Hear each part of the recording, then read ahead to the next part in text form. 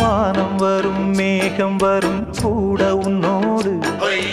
நானும் வந்தால் என்னடி அம்மா தென்மதுரை சேரும் வரை ஆண் துணையாக ஏழை என்னை ஏற்றுக்கொள்ளம்மா ஓடாத கிளியே தனியாக ஏதேனும் நடக்கும் தவறாக ஊர் கெட்டு கிடக்கு பொதுவாக ஒன்றாக நடப்போம் மெதுவாக காலடி நோக நாலடி போக